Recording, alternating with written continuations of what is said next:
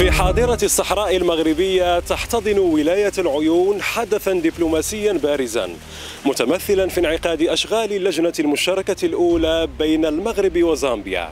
هذا اللقاء الدبلوماسي يعكس الشراكة وروابط الأخوة بين البلدين.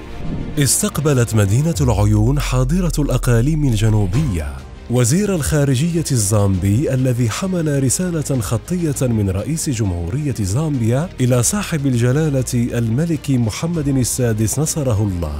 هذه الرسالة التي تعبر عن عمق أوصار الصداقة التي تجمع البلدين جاءت كإشارة قوية على تطلعات الرباط ولوساكا لتعزيز شراكاتهما في مختلف المجالات.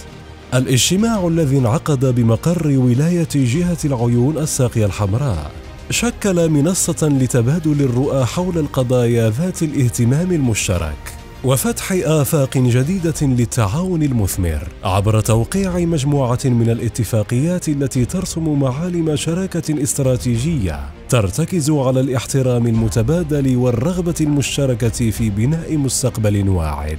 هذه الاتفاقيات التي تعكس الأبعاد المتعددة للعلاقات الثنائية سواء في المجال الاقتصادي أو الثقافي أو الاجتماعي تأتي كدليل آخر على التزام المغرب الراسخ تحت القيادة الحكيمة لصاحب الجلالة.